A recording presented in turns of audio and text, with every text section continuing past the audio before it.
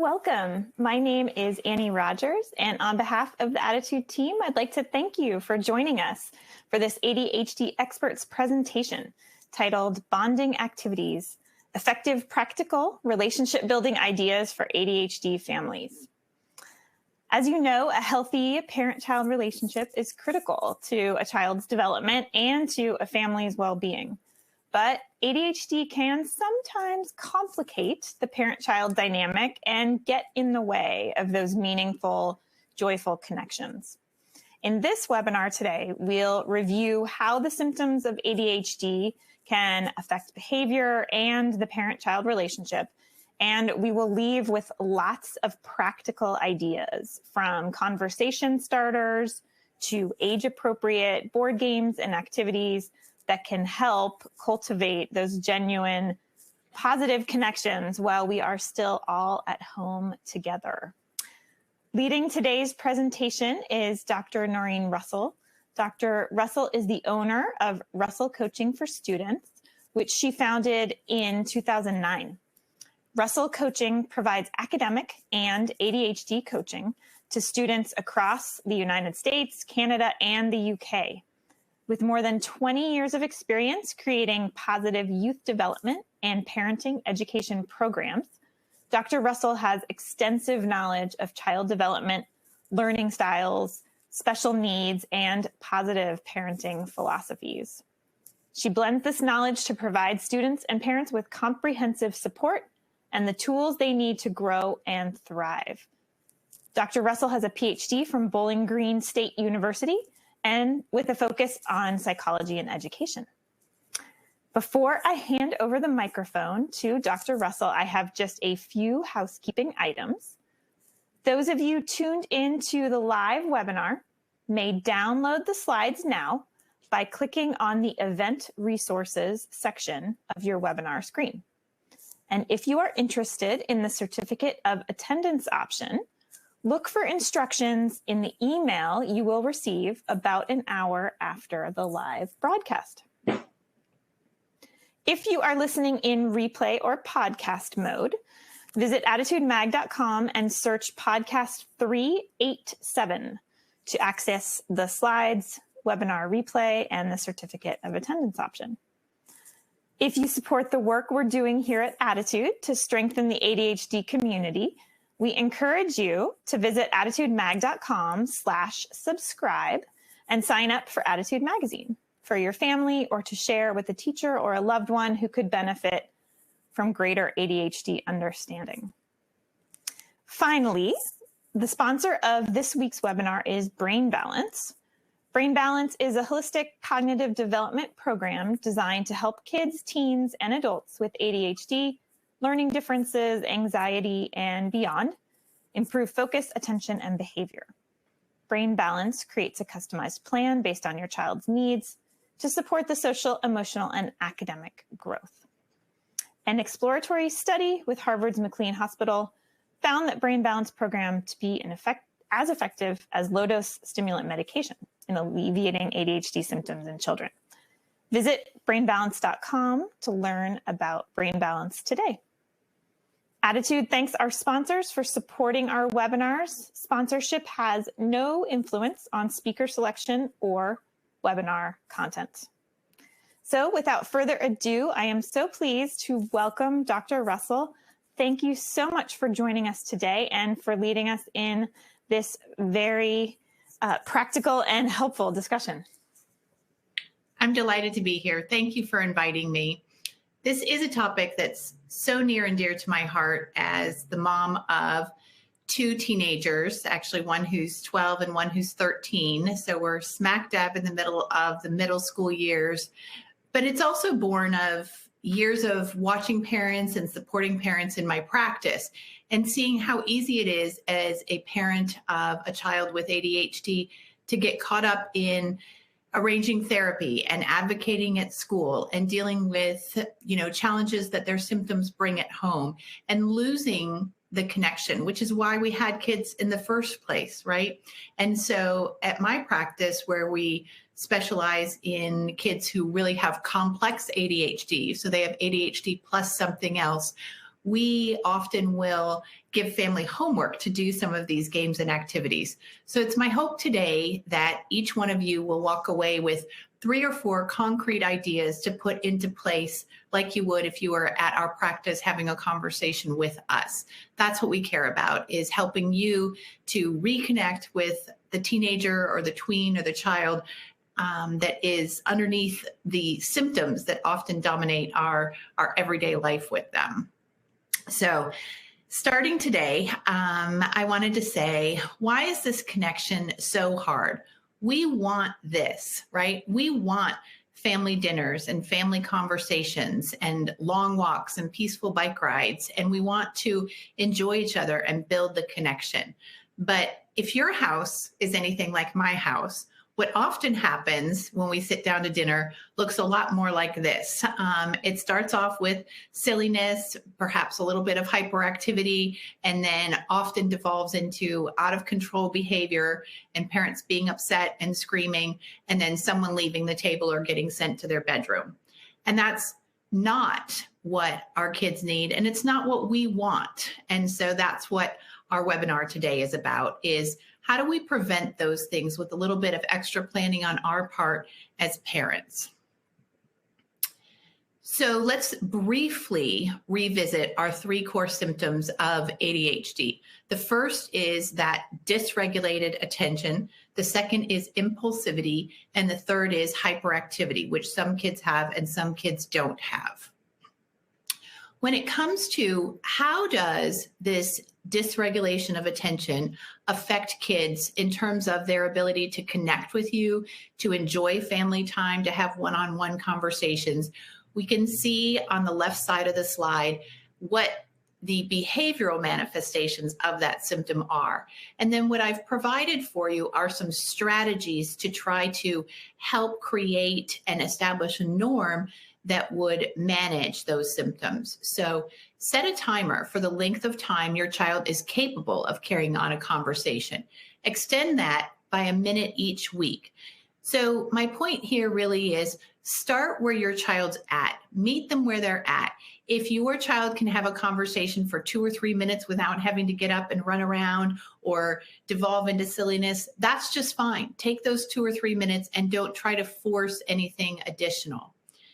Second, reduce external sounds. Find the quietest place in the house and close the doors to that room.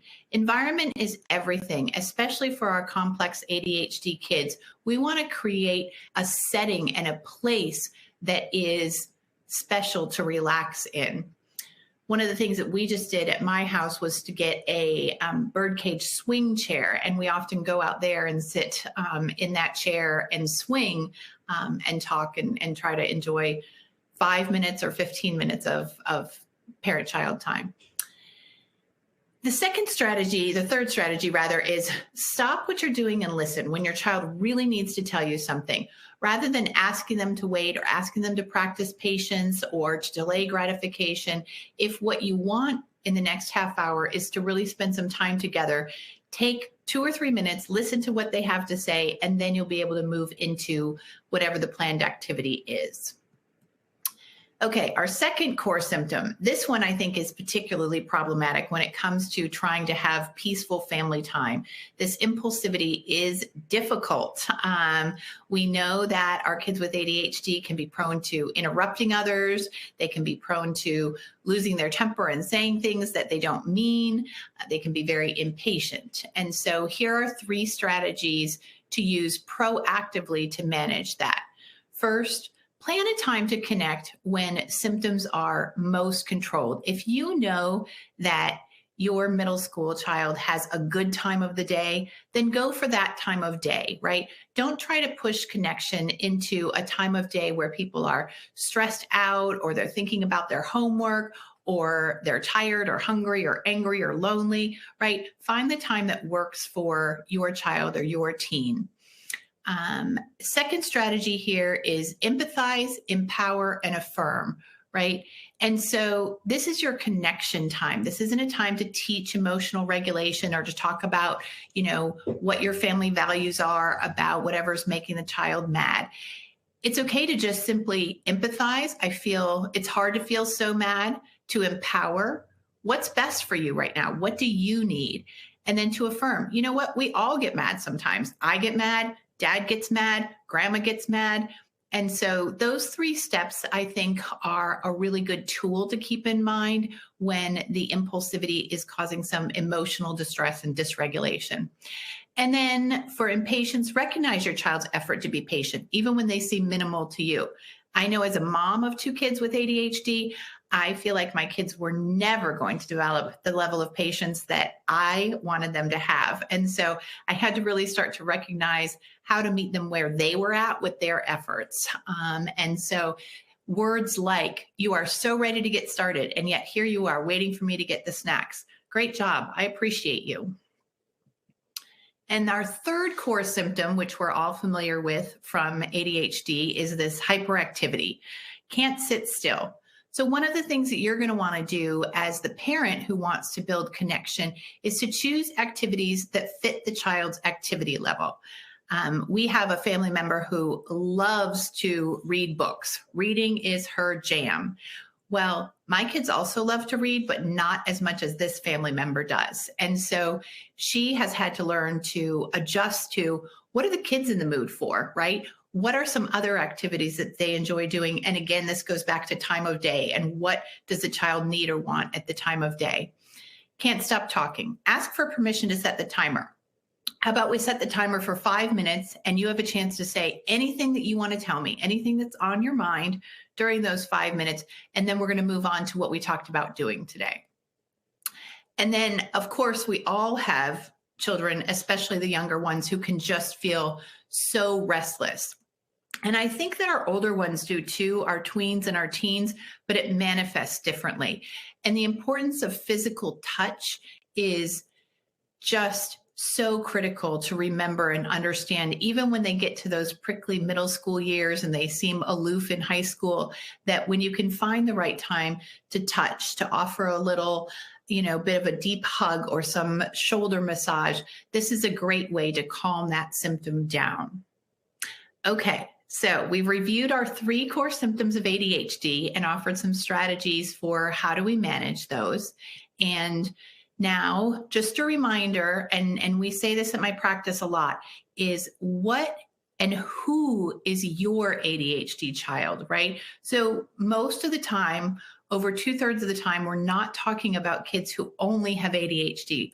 We're talking about kids, middle schoolers, high schoolers, who also have an additional diagnosis. And so what is the profile of your ADHD child? Some are very emotionally dysregulated. Some have anxiety or depression. Many also have autism. They may process things slowly. They may have poor working memory. And so one of the things that I think is so important as a professional who works with families with ADHD is to really identify what is the profile of your ADHD kid or teenager. Okay, let's talk about bonding activities, and let's talk about how we make them developmentally appropriate, right? It's so easy to look at, for example, our teenagers and think, wow, there's a young man there. I know my own son is 13 and a half right now, and I find myself really being conscious of how in between adulthood and childhood he is. One day, actually one moment, he might be screaming and crying about something, a broken Lego set or something. And then the next day he's coming out to the car to help me carry in groceries and say, Mom, it looks like you've had a hard day. And so development for kids in general, and particularly for our kids with ADHD, and especially so for our complex ADHD kids, age does not equal developmental stage. And I think it's fairly well established in the literature that we need to allow for up to a 30% delay for kids with ADHD. And so I think this is an important message to link to our information later in the webinar in terms of what do you choose to do with your middle schooler or high schooler and where are they really at developmentally. And keeping in mind that there are lots of different kinds of development. I know that, there are kids who are incredibly advanced when it comes to language development, but then emotionally, their ability to express how they're feeling is much more delayed. We recently had a student in our practice whose therapist asked us for some recommendations on working with him because she said his coping skills were much more like that of an elementary school student than of an upper middle school student. And so that was an interesting reminder to me that even our kids who are bright or doing well at school or physically coordinated or excelling at sports, the development is asynchronous. Okay, so let's move on to our first connection strategy, and that is conversation. Pure and simple. Conversation, connecting through conversation. And we're going to approach this from a developmental point of view. So if you have a child who is in K5 or K6, these are some of the suggested conversations that we recommend frequently for parents at our practice, and that I think in general are just great, whether your student has ADHD or not. So the first one is silly would you rather questions. And these are so easy to make up on the spur of the moment, even when we're in the car or we're tired or it's bedtime. And some of my examples are, would you rather only ever have ice cream or cake for dessert? Would you rather have a snake or a mouse under your bed? Would you rather go back in time or go forward in time? Would you rather spend a day in a jail cell or a day in the hospital? Would you rather be a lot smarter or live a lot longer? Would you rather be a cat or a dog? Would you rather live next to a garbage dump or a pigsty? Swim in Jell-O or chocolate sauce? And what I love about this is how open-ended and creative it is. And you can invite your child to play back and forth with you, right? So let's play Would You Rather. Maybe you're in the car on the way home from a sports practice, or even on your way home from school, or on your way to do Saturday errands. I'll start. And you can ask them, and you know what your child is interested in. And so you can also tailor the questions to that. The purpose of these kinds of questions is really just to recapture some fun, some laughter, some lightness. These are great questions to relieve stress. And what I love about this is that often these kinds of questions will lead to the creation of inside jokes. I have a student that I worked with several years ago at my practice, and her question was always, would you rather have a banana or fill in the blank? And so then it became sort of a running joke, like, would you rather have a banana or do your math homework? And I love that. That builds connection, and it's easy and it's light and it's fun. My second recommendation for childhood conversations are imaginary questions along the lines of, if you could. If you could change one thing about our neighborhood, what would it be? My daughter's answer to this would be, everyone would have a cat. My son's answer would be, everyone would have a dog. If you could go anywhere in the world to live for a year, where would you go? If you could make sure one animal never goes extinct, what would it be?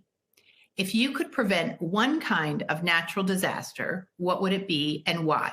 We're very obsessed with the weather at my house, and I find that to be not atypical of the students we work with at my practice as well. If you could have superpowers, what would they be? And these questions sometimes can go a little bit deeper than the would you rather questions. They help kids to practice values, think critically, practice creative thinking. And you're doing that in the context of just a light, funny, hypothetical conversation. And these are nice ones because you can ask your child, maybe they'll ask you back, maybe you just answer the question. But once you establish this kind of question as just a normal conversation to have on a walk or in the car or at bedtime, what my experience is, and that of the families we work with, is that they really begin to look forward to it. It becomes a ritual, and those rituals really solidify our connection. Middle school conversations. Here's where we start to put our toes near the landmines, right? We know this, and we know that that's very real, that the sense of self-consciousness and the heightened emotions and the heightened hormones are very real. The most important thing to take away from this webinar when it comes to middle schoolers is really finely hone your parenting instincts on picking up clues from your middle schooler on how they are feeling in that moment. And the way that this relates to the conversation questions is it's always better and safer and easier for your middle schooler to answer general questions about the world, about school, about other people.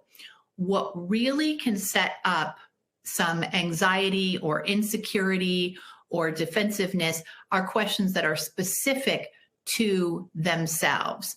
And so my recommendations here are to really be thinking about what kind of question are you asking, and always start with general questions first. So let's take a look at some examples of what general questions are. These are safe questions about what's going on around your middle schooler. They're not about what's going on inside them or why they did something. So here are some examples. How do you think most middle schoolers choose friends? What do you think is most important to the other kids in your grade? What's the hardest thing about middle school? What do you think kids want more of at school? What's the worst thing that can happen in middle school? What's the best thing that can happen in middle school? And again, these are questions that you're keeping general, not specific to your child. And the purpose of these questions is to open up safe dialogues, to reflect on the social climate at school, maybe in their friendship group. This is important also. These questions take some time to answer. And in using those questions, we really build the habit of comfortable silence. We establish that it's okay to stop and think, that it's okay to say, I don't know, I've never thought about that, or just, I don't know, right? That's okay. It's okay to spend some time thinking in silence. It's okay to not have an answer to a question. The other thing that these kinds of questions do is they really keep communication open and safe about what your middle schooler is seeing around them. It won't be as if you've never talked about it if that day, for example, one of your middle schooler's friends gets called down to the principal's office because a vape pen was found in their backpack, right? You'll have had conversations like that before this.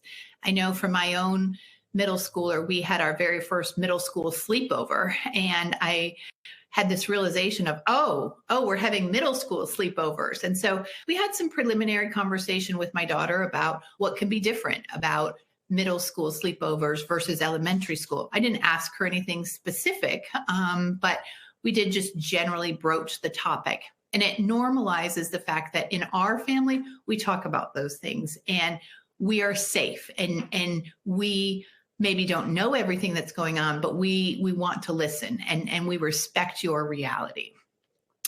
Now, time for the landmine type of questions. If you ask a more personal question and your middle schooler gets super emotional or super defensive, this is the time to really keep your cool, because what's happening here, obviously, is that you've hit some kind of nerve that probably you do need to have some conversation about, but that it's raw right now. And that can happen from a very rational point of view, or it can happen from kind of an irrational point of view. It doesn't matter. So from a connection point of view, which is what we're talking about today, you want to ask these deeper, more personal questions at a time when you feel your middle schooler feels safe, that you can feel the connection between the two of you, that they've not just come off a stressful day at school or an argument with another family member. And these are some questions you can use that are more specific to your middle school student. Which friends do you wish you could see more of? What's the most disappointing thing that's happened this week? What do you wish was different about your school? What's your favorite place to relax, and who's your favorite person to relax with? And these questions are different from our general ones because what they do is really build more self-awareness on the part of the middle schooler, and it gives you a lens into what is their experience like? What are some of their inner thoughts? You're going to learn things in these conversations that your middle schooler may never think to share with you if you weren't asking the right questions. I'm in the midst of writing a book right now, and it's called Asking the Right Questions About ADHD. And I think these are the kinds of questions that we need to be using effectively with our kids with ADHD, no matter what their age is and no matter how complex they are. But when we ask questions, it sends that message, you're valuable. And it allows for deeper conversations to surface when they have to. Don't worry about having the perfect question or the perfect conversation. Just keep looking for good questions. All right, let's go on and talk about questions with our high school students. So these I tend to divide up into two useful categories. Questions about the present. What's on your mind? What would you like to talk about? What's the real problem here? What options do you see? Are there one or two options that seem best? What do you want? This is maybe the most powerful question, I think, for our high schoolers. And how can you get there? And they are at such a time, right, where they're thinking about what their options are. And many of our teenagers are in pressure cooker situations and they don't yet feel they have things figured out. And so someone who just listens to, what do you think you want? You know, what's important to you today about the future? What do you think you might like to do? What do you think you might not like to do? Just simply showing your interest, and don't worry too much about how you phrase the question. The question can be phrased any number of ways. You'll get better at it the more practice you have. And the purpose here is that you're beginning to act as a coach, right? You're beginning to become an advisor. Your high schooler is right in the middle of those tween years and adulthood. And because they have ADHD, true adulthood and maturity might be a little bit delayed for them, but you want to establish yourself as someone who can be a coach and an advisor for your student. You want to help them learn how to problem solve, right? You want to be that inner voice that isn't, why do you always do this wrong? You were never motivated to try hard, and rather to say, what do you want and how can you get there? That's what you want your inner voice in your teenager's head to be. And by doing this, by asking these questions that are grounded in the present, you really are starting to prepare them for the challenges of young adulthood and really for the challenges of all of adulthood. The other set of questions that I think can be super valuable for our high school students is questions about the future. And I think that because this can be a touchy subject, it's something that we often might want to consider using when we know that our high schooler isn't stressed or they're not under the gun when it comes to a homework deadline or haven't had a fight with another family member. And sometimes it's really just setting the expectation, I'd like to have a conversation with you sometime about this. And maybe sometime isn't right now. And then being a little bit persistent. We have a mother-daughter at our practice right now who were supposed to have a conversation about the future last night. And the daughter really started to feel anxious about it and avoided the conversation. And they reconnected this morning. And now they've decided that instead of having the conversation at home, they're going to go out to dinner to have the conversation. So they have something to look forward to. They have some structure. They have a reservation for 7 o'clock tonight for dinner. And I thought, what a beautiful way to recover from the disappointment of really anxiety taking over that conversation about the future. And are you going to college? And are you going away to college? It was just lovely to see. When's a good time for us to talk about college applications? What do you think will be most challenging about life after high school? And again, you're simply asking these to be curious and to facilitate their thinking process, right? It's not like you're grilling them, and you have to make sure that your tone matches that your tone is curious, right? That it's not demanding or judgmental. And sometimes, quite honestly, when we're in the middle of our own stress or we really are concerned about, are the college applications getting in? Are the job applications getting in? It can be hard to shift our tone. But here again, practice makes perfect. Okay, here are some tips on after you ask a question, things to do and things not to do. First of all, after you ask a question, breathe. You might not be used to using questions as a way to connect, and that's okay. Most of us are used to talking, right? Our kid starts to talk, we talk back. We don't go deeper. We don't listen. We don't ask questions. So reward yourself. Take a breath. Tell yourself, good job, mom. Good job, dad. Reflect what they have to say. Middle schoolers want more freedom. Go deeper. And what else? Try an interpretation. That really sounds like it could be frustrating. You don't necessarily have to agree, right, to be empathic. And I think that's an important takeaway from today. You don't have to agree with anything that your teenager is saying in order to be empathic and to reflect that back to them. And then I think number 5 is particularly important. Express to them with words how important it is to you that they shared whatever they shared, whether it's, Mom, this is really uncomfortable and I don't want to have this conversation, or why are you asking me this?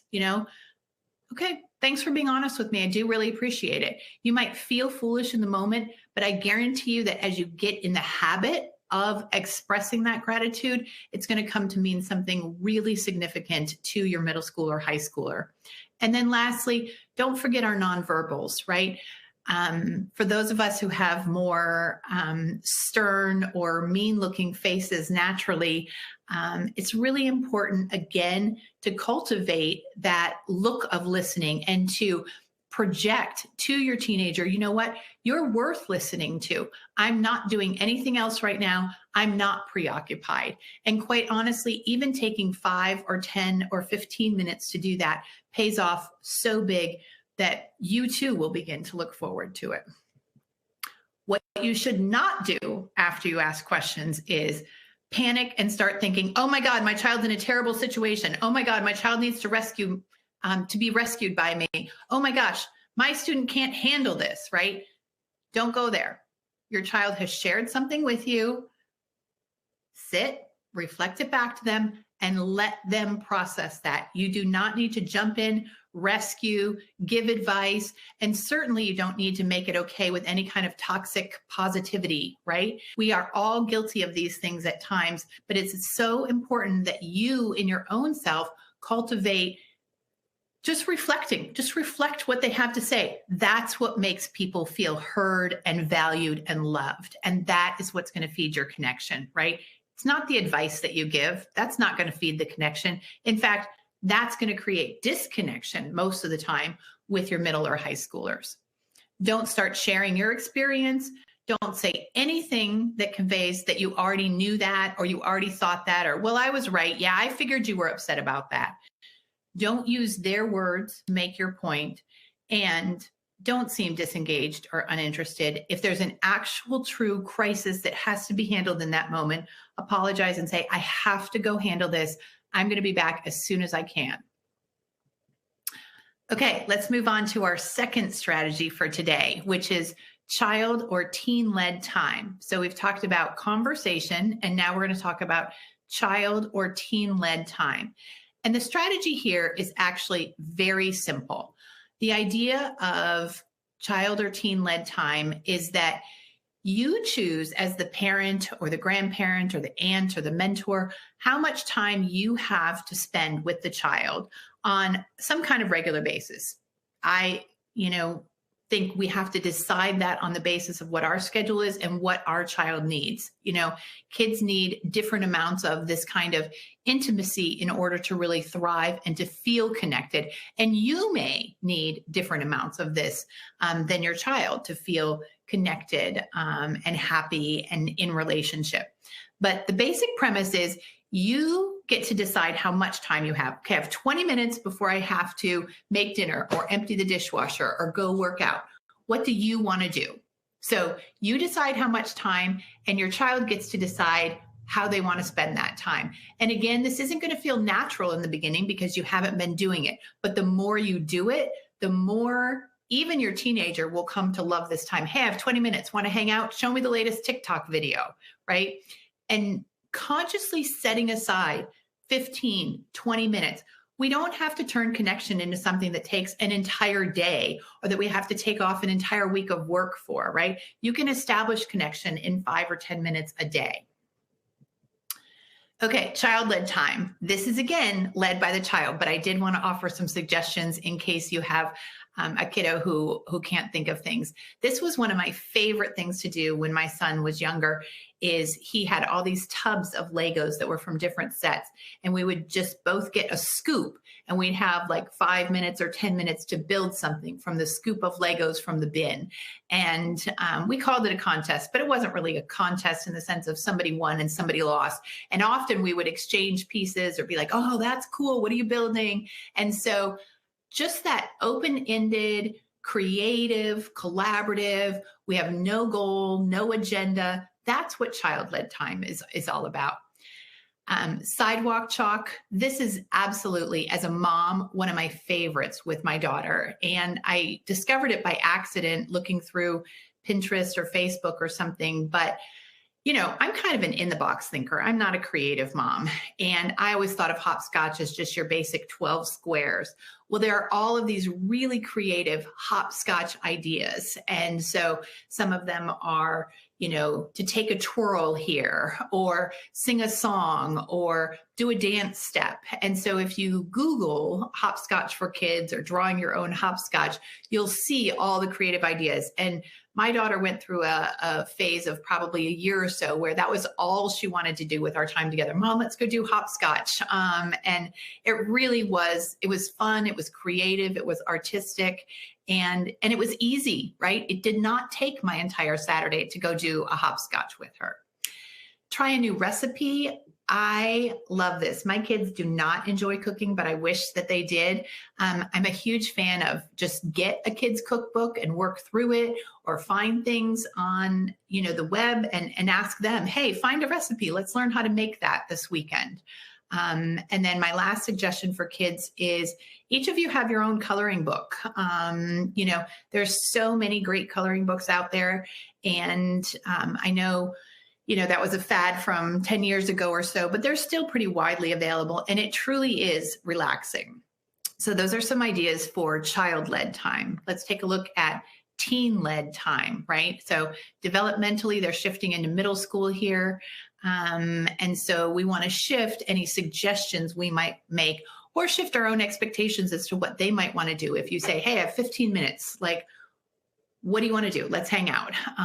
So showing YouTube videos, TikTok videos, honestly, it will mean the world to your middle schooler for you to sit and watch silly, ridiculous TikTok videos for 15 minutes.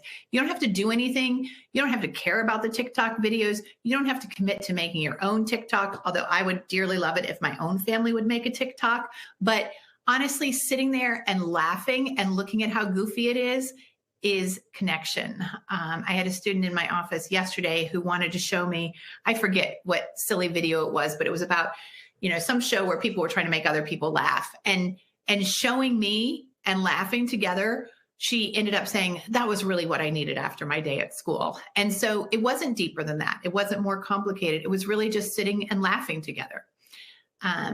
Bullet point 3 is about volunteerism, which can be right up certain kids' alley. You know, if you have a kid who cares passionately about beach cleanup or animals or the homeless, this is a great teen-led activity. And then last, if you have a kid who's obsessed with the current interest, go there, deep dive into it during your time together. Okay, let's talk about teen-led time, and then we're going to move on to strategy number 3. So again, the teen gets to decide, but these are some ideas. Plan a fantasy vacation or a real weekend getaway. Choose a show to binge watch. Make copycat recipes from their favorite restaurants, right? Everyone's got one, that thing that you're like, oh, let's go there. I'm in the mood for their whatever dish. Learn their favorite video game and play for 15 minutes. Ask them to show you their favorite sports plays from previous games, either theirs or professional national teams. Hang out in their room. Just go knock on their door. Go in there, lay on the bed, let them get used to you being in their space. See what happens organically. And then Ask for their advice on a problem or work challenge you have. This turns the tables a little bit and really shows them how much respect you have for them. So those are just some ideas for teen-led time, but this is your second strategy after conversations and questions is teen-led time. Third, today we're going to talk about connecting through activities and games. And this section is incredibly practical. What I've pulled together are suggestions and recommendations for choosing games, learning games, using games, and what not to do. So let's start with what are our tips for success if it's game time? First and foremost, make sure that you're in the right space, right? If your child says, hey, can we play Monopoly? And you know you don't have 90 minutes or 2 hours, say to them, you know what, I can't play Monopoly right now, but let's make sure we get to that. I think we'll have time on Saturday to play Monopoly. Do you want to put that on the list for this weekend, right? Make sure you're in a time and space where it's good for you. Say to your child, tell them how important they are. You know, some of our kids are not great at reading the social cues. I'm going to put my phone down. In fact, I'm going to go put my phone in my bedroom so that you know this is our time together. And that makes them feel so loved and so safe and so cared for. And that increases your connection, which is what this webinar is all about. And then again, check your nonverbals. What is it that you're saying with your face and your body language? Tips for choosing games. So I am just a huge fan of games that are easy to learn, that are novel, and that you can play in 5, 10, 15 minutes. So I know there are families out there that love these super complicated games and they love things like Dungeons and Dragons. At my house, that doesn't fly. And with most of the students that I work with who have complex ADHD, we need things that are easy to learn and that the payoff is pretty quick, right? You can get through the game. You can see who wins, who loses. You can learn a new strategy. And so I'm just a huge fan of short, quick, fun games. Find the right level of challenge for your family. And when you get to the tween and teen stage, find something that has a little element of daring and risk to it.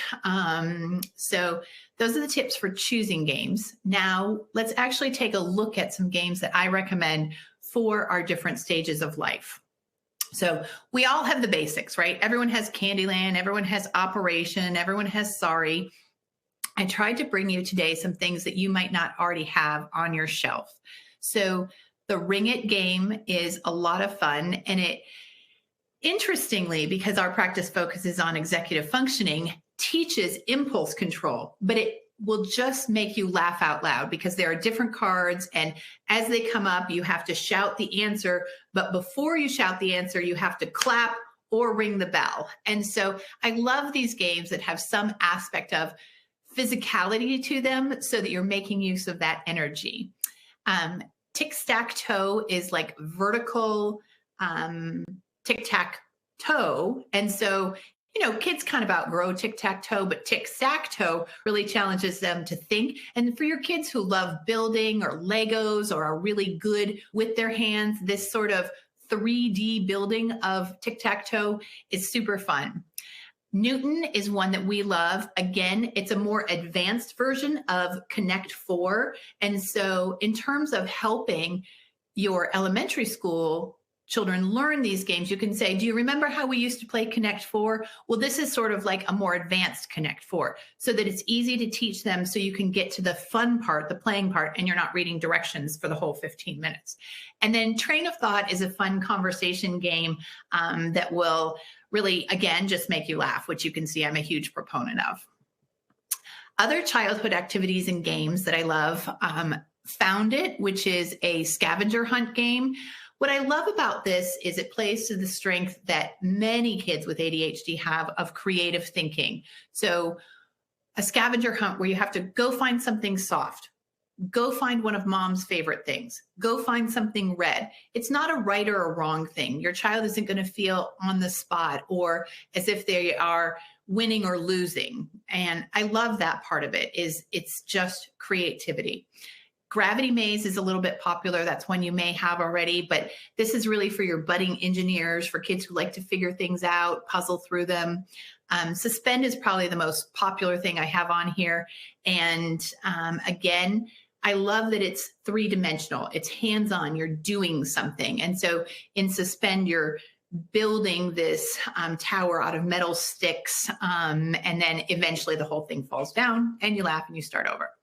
Perfection is a very old game, but it cannot help but make you laugh. You have like 90 seconds to put these little plastic toys into the matching shapes on the board. And then after 60 or 90 seconds, the whole thing pops up. And so you get your score based on how many you got in before the timer goes off. And again, just silly, silly laughter games, which I think is what it's all about in childhood. And especially given what's been going on in the last couple of years in the pandemic and just really losing some sense of lightness in our everyday world. I think childhood, and even as we get to middle and high school, fun is the name of the game. Okay, tween activities and games. These are some of the ones I recommend. If you can find a copy of Tapple, which is a board game, buy it. It is so much fun. Again, what I love is there is no right or wrong answer in Tapple. It's creative. Your kids with ADHD can think outside the box. Nobody gets anxious about not having the right answer. I love it. Go Find It is another version of Scavenger Hunt that is great for middle school. And then the second slide for tweens is this game called Spot It, which some of you may be familiar with. But what I love about Spot It is our kids can often have these things that they are obsessed with, these interests that they love, go deep diving into these interests that they have. And what I love about Spot It is they have, and it has made them a lot of money, but they have developed different versions of the basic Spot It game that are catering to these different interests. So you'll see there's a Star Wars Spot It, there's a Marvel Spot It, there's baseball Spot It. And this is a super easy game to learn. You can learn this in less than 60 seconds, and it takes less than 5 minutes to play. So this is a great one even to say, hey, once you have the table set, you can play a game of Spot It at the table. Or this is a quick one for, we happen to be ready for school, but the bus isn't coming for another 7 minutes. Spot It is quick, it's easy, it's portable, and there are lots of different versions to cater to different interests. Okay, let's take a look at teen activities and games. I have to say that we are, along with, I think, tens of thousands of families, huge fans of Taco Cat goat cheese pizza. And so if you don't have this and you have teenagers, go buy this one today. It is awesome. Super easy to learn. And again, light, funny. And it has that element of suspense or risk where the tension is building and then the round comes to an end. And I like that for teenage things. I think it keeps them engaged. It feels fun. It has a little bit of suspense to it. Blockus is a great strategy game. And again, for your Lego heads is a great option. It's not Lego, but it's a little bit like Lego in the sense of its building, and the colors just remind me of Lego. And then Rock Me Archimedes is a strategy game that again has this risk component that I think is really good. More teen activities and games. Flash is a great one. And again, something simple to do in about 5, maybe 7 minutes. Left, center, right is a pretty popular one. Some of you may have that already, but there's some bidding and betting that goes on there, which I think, again, kind of, if you'll allow me, ups the ante a little bit, which is fun with the teenagers because their brains are wired to like things that have a little bit of risk to them. And I guess overall, what I would say about choosing games is, find several things, right? Go into the store, go on the website of, the mass marketers, what stores I'm talking about, and see, what looks interesting and have some options for family game night or parent-child game night. These are my takeaway messages from the day. First, make sure that you factor in your child's developmental age. If you have an 11-year-old who has the coping mechanisms or coping strategies of a 6-year-old, choose something that isn't going to tax them when it's connection time. Begin the activity with the purpose in mind. You're trying to connect. This isn't a time to teach or to discipline. You're trying to connect. You're trying to build positive feelings. Listening for connection is different than mutual talking during a conversation. The minute that door opens, especially with those middle school and high schoolers, don't start talking. Close your mouth, listen, make eye contact, and nod and say, and what else? Tell me more. That's interesting. Child-led or teen-led time is not your time to be in control. Just a little reminder of that. And then my last tip of the day, takeaway message is, don't let groans dissuade you from games until your family is really in the habit of playing games or they have that positive association with games. They may groan every time you say, hey, let's play a quick game of Spot It before dinner. But ultimately, even in my family where my kids are a little bit explosive and difficult, they have come to truly love family game time. And sometimes we'll do it one parent with one child. Sometimes we'll do two parents with one child. Sometimes all four of us will sit down. But don't let groans dissuade you from games. And on that note, we are done with my 3 concrete strategies, which is communication, child-led time, and activities and games. And I believe that I get to open things up for questions. Yes, Dr. Russell, thank you so much for that presentation. I will dive right into questions. First, I want to take a quick moment to thank again our sponsor, Brain Balance, for sponsoring today's webinar. The number one question I would say is among parents of teenagers, one of whom wrote that my teen leaves the room when I walk in. It seems to be a universal challenge of or a question, how to engage teenagers who want nothing to do with us. Yeah.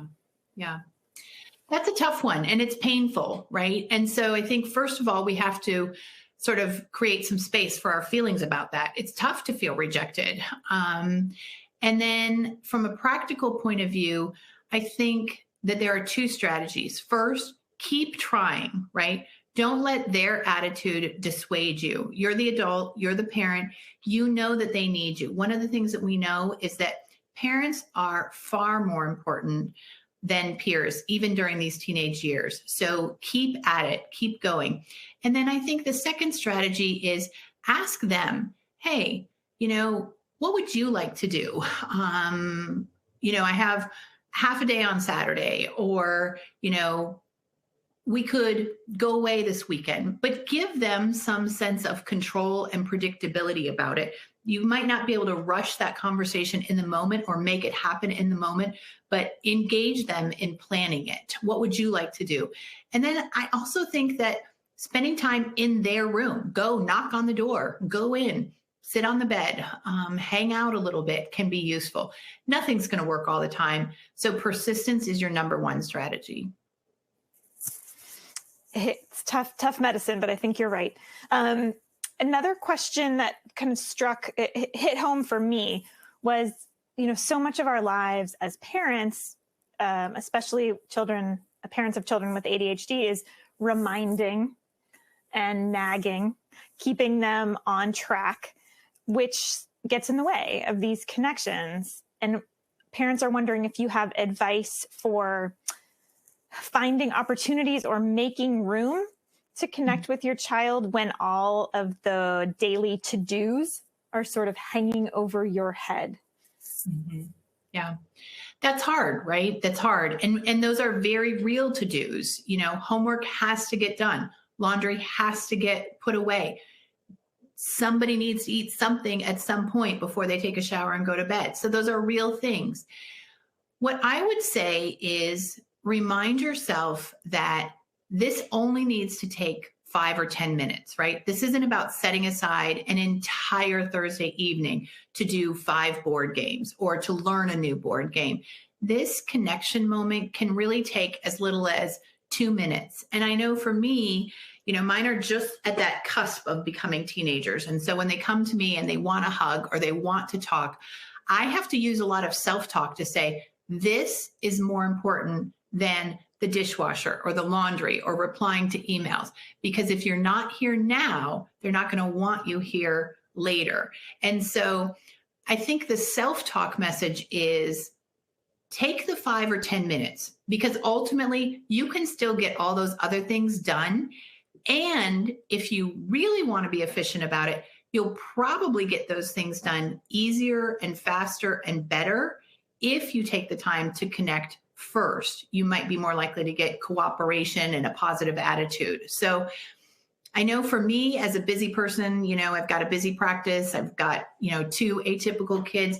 I have to really tell myself it's worth taking the time. Stop right here and now. And you don't have to make time in some way. You don't have to, have an hour. You can have 5 or 10 minutes. Right. And as we all know, that ADHD is largely genetic. Lots of parents out there with ADHD themselves who are looking for ideas for how to focus more wholly and intently on the activities with their children. You mentioned earlier leaving your phone upstairs or in another room. Can you offer any other tips for parents who want to engage and find it difficult? Yeah. So I think that one is an important conscious habit to say, I'm putting the phone away, turn the ringer off, turn the buzzing off. We've even had to, my husband wears one of those Apple Watches. And I'm like, please don't bring that to the dinner table. Like, I don't want to hear it buzzing. I don't want to see you looking at the Apple Watch. Like, take it off, leave it alone. So I think that's an important one for those of us who wear, smart watches, is to put those away. And then, I honestly do think something that can be helpful is just one quick moment of mindfulness. What do I want right now? I want to be a parent. I want to connect with my kid. And so I'm going to be in this moment for the next 5 minutes. So a little bit of mindfulness before you begin. And then reminding yourself, all that other stuff is always going to be there. You're never going to get all the laundry done, all the work done, all the cleaning up done, all the garage organizing, but you can make a difference right here and now. And so that self-talk combined with just a little bit of reflection, I think, can put you in the right space to be present. That's great advice. I feel like I need to put that on a sign and hang it somewhere. I know that I am the mother of a very competitive child for whom some games are quite problematic because they end in